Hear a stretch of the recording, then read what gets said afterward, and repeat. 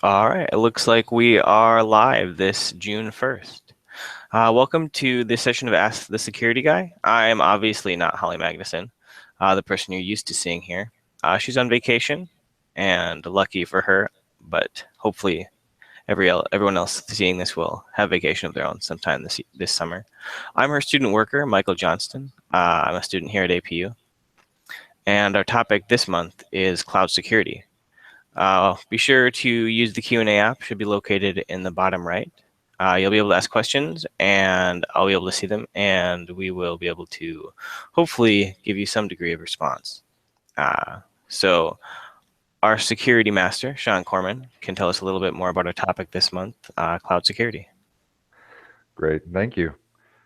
So yeah, we've been getting a lot of questions about, is the cloud secure? And the answers to that are complicated. Uh, there's a variety of contexts with which you need to look at the cloud. What are you trying to do? What problem are you trying to solve? What are you using it for? So that gets into a really long and detailed conversation. So what I thought I'd do instead was let's talk about a little bit about the top threats with cloud security and some ways to either things to be aware of or just things you can do to mitigate against it and when you're dealing with risk associated with cloud. So the first one we want to talk about is data breaches.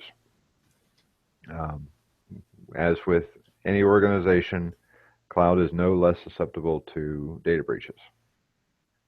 It's really think of it as instead of having a server in your house or a server at work, your server is just somewhere else geographically, but the same risk still exists. Really, the number one threat when it comes to cloud security is compromised credentials and broken authentication. If you look at the old model of doing IT, where we kept this room with big servers and large air conditioning and a diesel generator out back, and that was where we kept everything.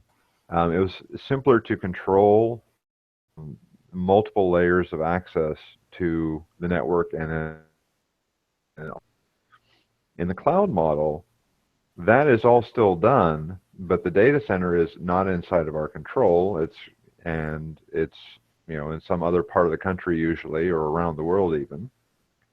And the primary gatekeeper now is authentication. Your username and password is what really is the first and last line of defense. So that's why it becomes even more critical to maintain proper passwords and to make sure that you're using passphrases instead of passwords, using a password manager so you don't lose your mind, trying to keep track of 6 different accounts, and those kinds of things. Another risk that you deal with, and it's not really something your average end user can control, but more something to be aware of. Think about hacked interfaces and APIs.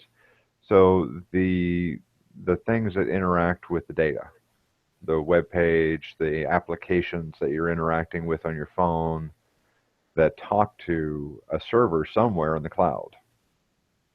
Sometimes those can be compromised. That's a risk you can't really mitigate against, but you just need to be aware of what's going on in the world around you, pay attention to the news, and if you see a service you know or that you use being compromised, double check. Exploited system vulnerabilities. Cloud is just as susceptible as anyone else to this. This is typically related to best practices and those kinds of things. So if the vendor that you're using, Google, Apple, it doesn't really matter, if they're not keeping their infrastructure up to date, there's a risk that they could be vulnerable. And that's again not something that's within the user's control, but it is something you need to be aware of. Another thing related to our account security that we already talked about is account hijacking, and this is where a bad actor would take over an account. There was a classic case of this a couple of years ago where actually a security writer had his account compromised. It started through, I believe, Twitter and then Amazon. Ultimately, they got into his iCloud account and deleted all of his data, family pictures, everything that he had backed up. They deleted it not only in iCloud, but they purged it from all of his devices as well. So his iPhone, his iPad, everywhere that was connected got dumped.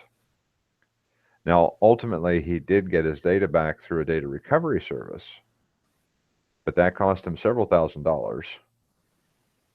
Um, and at the end of the day, what was found was a weakness in the way the customer service tools with several companies handled password resets. Now that those problems have since been fixed, but the attacker basically just called into customer service, had a very small bit of data about him, and was able to effect a password reset and then get into his accounts and change everything to their ownership and essentially hijack his accounts. So that's kind of the that works. Now, since that incident, that raised a lot of awareness throughout the community, and a lot of companies have strengthened the measures they have for account verification. Um, but it's still possible. If you have the right answers to the right questions, you could probably talk your way through a customer service password reset with some of these cloud organizations. And as we saw, that particular case was with Apple. So no one's impervious. Is there anything that you would advise us to do to be able to enhance our security on our end as far as what you were just saying goes? So the best method that enabling multi-factor or two-factor authentication.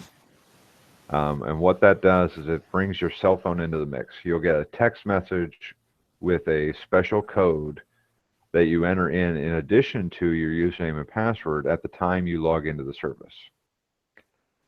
Now, it's not entirely foolproof, but it is much more difficult to work around that layer of security than otherwise. And it's pretty simple to use. You go to log in, it sends you a text, you type in the code that's in the text message, and off you go. So it's something you have, something you know, and it brings in that extra layer of security, because if they don't have the phone to get the text message, you can't log into the service. Okay. Looks like we have one question here. Sure. What is this ABP that was enabled on our computer? Ad blocking software? I'm sorry, which? Uh it that's all the question says is what is this ABP that was enabled on our computer? Wondering if it's ad blocking software. I'm not sure what that's referring to. I'm not sure either. Um, Perhaps it was just pop-up that happened when they were at a website. Okay. Well, we can circle back with Oh, AdBlock Plus. okay. That's what ABP is. I didn't know that was enabled on APU computers by default. I'm not sure that it is, but that's Oh, something we could follow up with.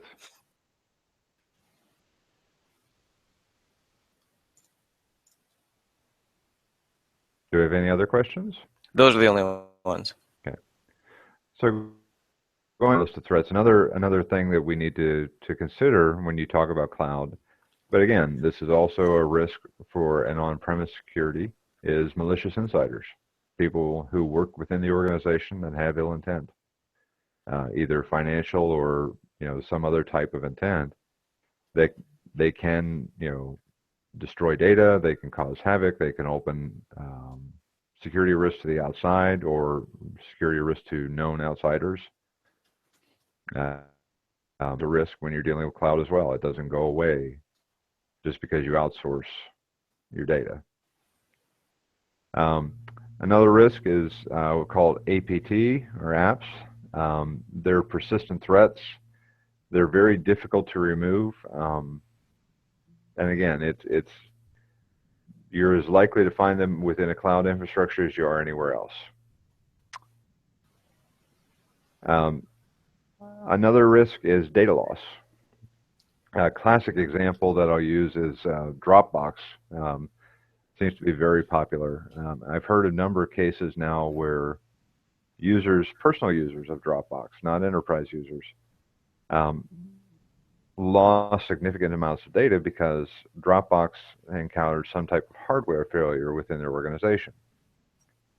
So at the time, what the response that they received from Dropbox when they called to complain was that there was no redundancy for their data, and if it was lost because of a hardware failure, that was within the terms of use, and so sorry. Well, that doesn't sound good. Is that information available to the general public, like to That if would have been researching cloud storage? Yeah, that would have been in the terms of use. So that fine print that we never read, Yeah. by using this service, I agree to. Yeah, read that stuff carefully. And that's actually what we're going to get to in uh, our next threats. The most When you're dealing with cloud services, the relationship is critical because you don't have control of the physical servers. You don't have control of the network. You don't have control of anything really. What you do have control of is through a legal contract with the service provider. Now, either free or paid, when you click to I agree to the terms and conditions, you need to understand what it is you're signing off on. Because as an individual, where you're just saying I accept, or if you're a business and you're paying for the service, contract language or those terms of use is critical in a cloud model because that determines the rules of the relationship. What can you expect? What can you not expect? What happens if something bad happens? What's their obligation and what's yours? And then lastly, what I would say is when we never advise you to put all your eggs in one basket, right? Hmm. Just old school saying. Well, the same is true with cloud. If you're going to store your stuff in the cloud because it's convenient, that's great. Have a local backup as well. Make it a practice to once a month, if all of your pictures are stored on Google Photos or Picasa or whatever online sharing service that you use to store your photos, download them and back them up from time to time, and have a local copy that's offline, just in case. Yeah, I suppose it's always a good idea to have multiple backup sources instead of, like you said, just one. Yep. Because at the point at which you limit yourself to just one is the point at which that one will fail at some point. Yep. So it's just risk mitigation at that level. So just basic things. I mean, is the cloud secure? Yeah, in many ways it is, but it's as secure as your username and password. It's as secure as the practices they use to protect your data. So, for instance, if you looked at the LinkedIn breach that happened a few years ago, they were storing your passwords using a hashing method that was known to be dirt simple to reverse. Okay? That didn't come to light until there was a breach. So, are there any websites you could recommend that would give the regular user information about a cloud storage service, like what kind of security they use, its rating, information like that? Most companies will publish some information about that themselves on Yeah. their own website, and you can usually call customer service and ask those types of questions. Um, so you're typically going to get a little further with directly contacting customer service because they're not going to want to publish some of that information. Yeah. But if you're an existing customer or a potential customer, you can usually talk to them and they'll give you some insight into what they do to protect your data. Another thing you can do is, to be very careful and make sure that you're using separate passwords for separate accounts. If you use the same password for several different accounts and one of those services gets compromised, you've just given somebody access to everything you're on. And the most critical of those is always your personal email. Yeah, good passwords or passphrases, as the saying around here is, Yep. and using a good password manager, like we recommend LastPass or Dashlane, Hmm. um, to be able to store long, complex passwords that you don't have to memorize, and just the one very solid master password that you have to access it. Yep. I mean, at the end of the day, password managers are what help us keep our sanity, or what's left of it. Yeah. So, and then make sure you read the terms of use. If you're going to sign up for a cloud-based service, make sure you understand exactly what you're signing up for. Because some of those, the language is pretty clear about what you can and cannot expect. And it's typically in a worst case scenario, but like I said, I've run into people who have lost years of data because they didn't read the terms of use, and Dropbox had a hardware failure and they lost their stuff. Yeah, So there were no backups and there was no redundancy. that would be frustrating. So yeah, I mean it's a tough thing, and I know small companies I've worked with that literally have terabytes of data stored in the cloud. Um, Now, granted, they're using a different service for their file storage, and it is quite secure and redundant. But they're also using offline backups. So if something does happen, there's a secure way for them to recover. Hmm. So, and then again, to reiterate, if possible, use the two-factor or multi-factor authentication. It's very simple to use. It's quite convenient, in using your cell phone.